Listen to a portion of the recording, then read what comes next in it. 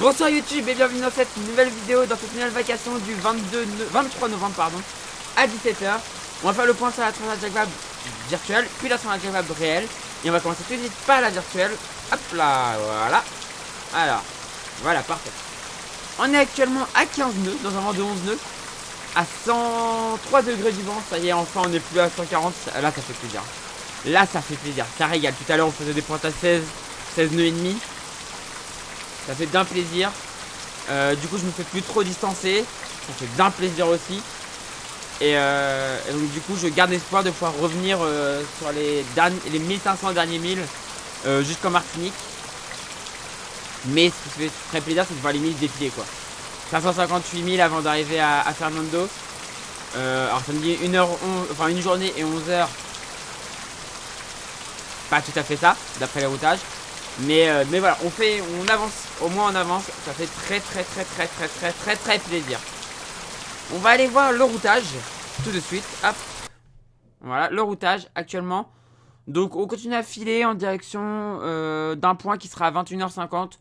Donc il n'y a pas de souci, même si le point de 21h50, clairement, si on regarde en fait notre route. Et coucou Koukaboura, comment tu vas? Si on regarde en fait la vitesse prévue, 9 nœuds 27 de vitesse prévue, on est à plus de 15 nœuds actuellement. Donc on gagne un peu de temps sur le routage, ce qui est plutôt une bonne chose. On gagne du temps sur le routage, c'est plutôt pas mal. Et donc ouais là actuellement on fait du 15 nœuds alors qu'on devrait être à 9. C'est pas mal. Moi je préfère ça. Je préfère largement ça. Et donc voilà, ça file 14 nœuds 8. On est toujours entre 13 et 16 nœuds en gros. Entre 13 et 16 nœuds. En fonction des surfs. Bon malheureusement j'ai pas un beau ciel à vous montrer. Tout à l'heure j'avais un beau ciel bleu. Ça, je fonçais à 16 nœuds, c'est un ciel tout bleu, une mer toute bleue. Et là il repleut, en fait on est à la sortie du poteau noir hein, clairement. On est à la sortie du poteau noir et il pleut. Il y a des grains. C'est gris, la mer est grise. Le ciel est gris. On voit plus le soleil. Mais bon, pour voir le moment du ciel bleu, il faudra regarder ma vidéo qui sortira du coup demain. YouTube c'était hier du coup pour vous. Mais pour Twitch, ceux qui veulent regarder, ce sera la vidéo qui sortira demain. Sur le jour 16, c'est ça 16 ou 17, je sais même plus. Parce que je sais plus comment je note, mais. Enfin voilà, le jour qui sortira, la vidéo qui sortira demain sur le récap de la journée. Vous verrez le moment où je glisse à pleine vitesse, à bonne vitesse, sous un ciel bleu, une mer bleue, enfin c'était génial. Et là malheureusement il pleut. On va aller voir la course réelle. Attendez, faut juste que je vais aller faire un truc. Parce que je crois que j'ai oublié d'ouvrir la course réelle. Bien évidemment, je suis un gros boulet, j'ai oublié de le faire. Et donc on va regarder la course réelle où on connaît maintenant deux vainqueurs sur les 4 classes. Et malheureusement du coup on sait que maintenant ça va être le moment où je vais m'énerver contre les médias parce que je sens qu'on va plus entendre parler de la Transat Jacques Vabre. Voilà. On va commencer du coup par les classes 40. Les bateaux dont on entend le moins parler. Alors que c'est la classe, je le répète, où il y a le plus de batailles. Et c'est la classe la plus intéressante de cette Transat Jacques Vabre là. Enfin, en termes de bataille sur cette Jacques Vabre, c'est la classe c'est vraiment la plus intéressante. On a Redman en tête, suivi 35 000 derrière par Crédit Mutuel, qui continue sa remontada de folie. Et qui peut encore gagner cette Transat Jacques Vabre, qui pourrait devenir double vainqueur de la Transat Jacques Vabre.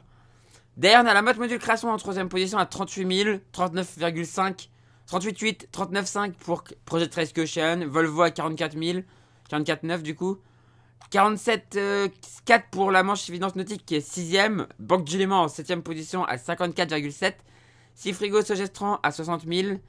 Edenred en 9ème position à 77 000. Et enfin Guidi à 83,9 000.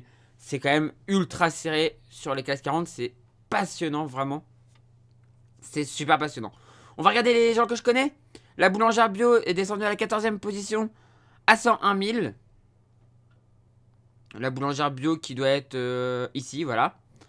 Ensuite, Croatia Full of Life qui est du coup passé devant la boulangère bio. J'avais pas vu que Croatia était repassé devant. Qui doit être du coup ici. Non, pas là. 14ème. Croatia Full of Life. Il est là. Croatia Full of Life en 13ème position. Donc à combien de mille des leaders à 93 000, donc c'est encore très sérieux quand même, hein. Même 101 000 à cette distance de l'arrivée, c'est encore jouable. C'est encore jouable pour ceux qui sont derrière. Derrière, je reconnais toujours bien la couleur de son bateau. Groupe G2C la Martinique. Ah non, on a oublié Vogue avec un Krone. Si j'oublie Vogue avec un Krone, ça va pas le faire. Ça va vraiment pas le faire. Vogue avec un Krone qui doit se trouver par ici. La dernière fois qu'on l'a vu, il était par là. Voilà, Vogue avec un Krone en 29e position à 387 000 des leaders. Groupe G2C la Martinique ici. Notre cher Jean-Edouard Cricioche en 32e position à 515 000 des leaders. Et enfin, on finit par Terre Exotique qui devrait passer d'ici peu la marque de Salles. Enfin, ça sera le dernier bateau à passer la bouée, l'île de Salles chez les classes 40. Il est à 981 000 des leaders en 43e et dernière position. Mais au moins, lui, il continue la course, il finit la course. Alors qu'on a 2 abandons chez les classes 40. Voilà. On passe chez les IMOCA. Chez les IMOCA, pour moi, la course est pas loin d'être jouée. Même si tout peut arriver, hein. Tout peut vraiment arriver. Mais pour moi, la course, le podium est quasiment joué. On voit que Linkedot est en tête à 13 nœuds 3, 14 nœuds 1 sur 4 heures. Apisia est à 13 nœuds et en plus moins rapide du coup, est à 167 000. Ça commence à faire beaucoup quand même. Et Charal en 3ème position à un peu plus rapide. Alors 17 nœuds 4. Ouais, même beaucoup plus rapide qu'Apisia. En 3ème position, mais à 233 contre 167. Donc Apisia a quand même encore un peu de marge. Donc je pense, personnellement, je pense que le podium va pas trop changer. Même d'ordre en fait, je pense que le podium va pas changer d'ordre. Ça devrait rester comme ça. Derrière, Arkear, il va prendre un petit peu d'avance sur Initiative Cœur en 4ème position. Du coup, Initiative Cœur en 5ème. Et là, il y a toujours la bataille entre Corum et Eleven or Racing Team Malama. Une autre bataille entre Fortinet Best Western en 8ème et Maître Coq en 9ème. Prismian se mêle au groupe, se mêle à la bataille. Nexence un peu distancé en 11ème position. Va tenter de résister au retour de MACSF et de Groupe Apicil. Groupe Apicil avec son vieux bateau, enfin avec son bateau à dérive qui se bat avec MACSF qui a un bateau à foil, même si c'est la même génération de bateaux puisque les deux bateaux datent du Vendée Globe 2008. Mais MACSF a des foils. Derrière, Costume résiste encore un peu au retour de l'Amicaline qui est 15ème. Et derrière, on a un petit groupe de 3. Groupe C1 qui emmène un groupe formé de Time for Ocean et de Compagnie du Digility en 18ème position. Qui est le dernier bateau à avoir passé Fernando. Le prochain bateau à passer Fernando, ça sera dans quelques heures. Ce sera les laboratoires de Biarritz avec mon cher Denis Van Der Berg, que je connais un peu moins, mais surtout je connais Tanguy le Turquet, en 19ème position. Ils vont bientôt passer l'île de Fernando de Noronha. Et ensuite, Ebac en 20ème position, qui lui n'a pas encore le droit de passer l'équateur, normalement. Non, toujours pas de trajectoire, donc normalement il n'a pas encore le droit de passer l'équateur. Et il attend vraiment le dernier moment pour passer pour faire sa pena, hein. J'ai l'impression qu'il attend vraiment le dernier moment pour faire la pena. Ou alors il l'a fait et je l'ai pas vu, mais pas l'impression. Donc il attendrait vraiment le dernier moment pour faire sa pena, hein. Ce qui est assez bizarre. Il aurait dû la faire. J'aurais été à sa place parce que je l'aurais fait dans le poteau noir. Parce que c'est là où t'aurais perdu c'est là où tu perds le moins en fait. Parce que t'es déjà arrêté quasiment. T'es déjà au ralenti, c'est là où tu perds le moins. Que là, le faire dans l'Alizé, bon voilà quoi. Mais voilà, du coup, le dernier IMOCA à sortir du poteau noir, c'est Ebac. Ces deux-là, l'objectif c'est de rejoindre Fernando en ligne droite. Et ceux-là, bah, c'est toujours de tirer des bords en empannant le long de la zone interdite. Jusqu'au point qui se trouve à peu près au niveau d'Initiative Cœur, où on a enfin des vents qui nous permettent de remonter en direction de la Martinique. On va passer aux Ocean 50, où c'est presque fini pour les Ocean 50, hein. C'est presque terminé, vu qu'on a eu les premières arrivées. On a eu du coup, je le rappelle, la victoire de Primonial, suivie par Coesio et Layton. Ça c'était ce matin. Enfin cette nuit à 2h pour Primonial, heure française, 2h heure française. En plein couvre-feu en Martinique. Coesio est arrivé à 5h22 heure française. Et Layton à 6h42 heure française. La suite, c'est la bataille toujours entre Layton, entre les petits doudous et Solidor en peloton. À l'avantage pour l'instant de Solidor en peloton, qui a réussi à prendre un petit décalage nord. Donc qui va pouvoir gérer en fait les petits doudous. Ça va être un super beau passage au rocher du diamant là. Ça va être magnifique je pense. J'aimerais vraiment être à la place des gens qui habitent dans le secteur pour aller voir ça. Ça va être un beau passage je pense, avec une bataille de proches assez serrée, ça va être cool. Donc arriver dans les prochaines heures. Hein. Et derrière, là on est dans la zone d'ailleurs qui est actualisée toutes les 5 minutes. Donc vous pouvez suivre si vous le souhaitez, tous les 5 minutes la position des bateaux. Et derrière on a groupe GCA qui est obligé d'empanner pour passer sous la Barbade. Et après qui va pouvoir remonter en ligne droite jusqu'au rocher du diamant et après arriver. Et on a Arkema qui devrait pouvoir passer directement au-dessus de la Barbade. Et arriver, mais je pense que Arkema est beaucoup trop loin pour inquiéter groupe GCA. Donc on a au moins les deux derniers, on sait dans quel ordre. Ici, je pense quand même que Solidaire en peloton est bien parti pour prendre la 4ème place devant les petits doudous. Ça va se finir dans les prochaines heures. À l'heure où vous regardez ça, YouTube, ça sera fini. On saura le classement. À l'heure où ça va sortir, je pense qu'on aura le classement de tous les Ocean 50. Oui, le dernier est à 268 000. Ouais, le dernier sera arrivé. Donc, on aura le classement de tous les Ocean 50. Donc, la course des Ocean 50 sera finie. On va finir du coup avec les ultimes. Et la victoire de Franck Camas et de Charles Caudrelier. Bravo à eux, franchement, belle course de Gitana. Vraiment magnifique. Et on va voir derrière, regardez derrière ce qui s'est passé. C'est de la folie. Par contre, ce qui se passe derrière, c'est de la folie furieuse. Donc Gitana s'est imposé en 16 jours, 1h, 49 minutes et 16 secondes. Il est arrivé à 15h16. Et regardez qui a réussi à revenir et à contrôler Banque Populaire. C'est SVR Lazartigue. On en parlait ce matin, dans la vacation de ce matin, je disais SVR est quand même revenu, ça... Voilà.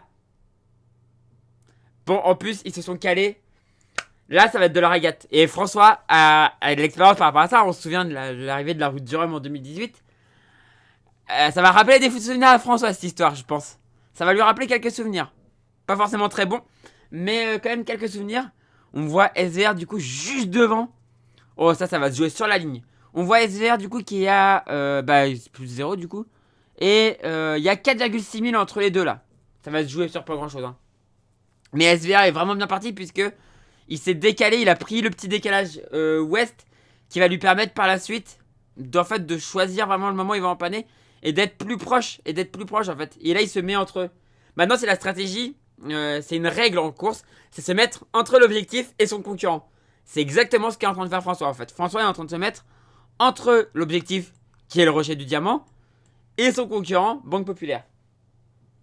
Et donc là, ça va être très chaud. Ça va être très chaud. Je pense que la vacation de... Non, la vacation de 21h30, de 20h30, ils seront pas encore arrivés. Mais on verra si ça a changé. Mais en tout cas, c'est super intéressant. Derrière, il y a de la bataille aussi. Parce que ce matin, on imaginait hier que Sodebo avait réussi le coup de maître. Et en fait, Sodebo s'est fait repasser par Actual. C'est de la folie. 746 000 pour Actual, du coup de SVR maintenant. Et Sodebo est à 893 000. Ça va se jouer à la vitesse pure, cette histoire. Ça va se jouer à la vitesse pure. 24 nœuds 7. 23 nœuds 8. Pour l'instant, Actual est plus rapide que Sodebo. Je pense qu'à bord de Actual, ça doit être la folie. Ils doivent être en mode acharné pour le tenir. Parce que là, on a un bateau de 2015. Oui, c'était 2015 qu'il a été mis à l'eau. Là, on a un bateau de 2019. Voilà. Avec des foils dernière génération, des safrans relevables, un plan de pont bien optimisé, un bateau de 2015 avec pas des foils de dernière génération, des safrans relevables quand même, et un plan de pont pas un aérodynamisme pas encore assez travaillé. Ils doivent être fous pour essayer de résister. Mais ça va être une belle bataille aussi à suivre, et bien évidemment on va suivre ça dans les vacations. Voilà, du coup on en a fini avec la Transat Jacques Vabre réelle. On va passer à la virtuelle et on va se quitter sur ce plan du bateau qui file à 14 nœuds 7 sur une mer houleuse, sous un ciel gris, une mer grise, mais c'est quand même génial. Du coup YouTube, c'est la fin de cette vacation. Je vous fais des gros bisous, si ça vous plaît, on n'hésite pas à mettre un pouce en l'air. On n'hésite pas à appuyer sur le petit pouce en l'air pour liker. Et on n'hésite pas à s'abonner pour ne rater des prochaines vidéos et de cette transat Jacob qui est complètement folle. Je vous fais des gros bisous et n'hésitez pas à venir sur TikTok aussi, hein, lien en description de la vidéo. Je vous fais des gros bisous, je vous dis à la prochaine et ciao, ciao YouTube, ciao ciao ciao.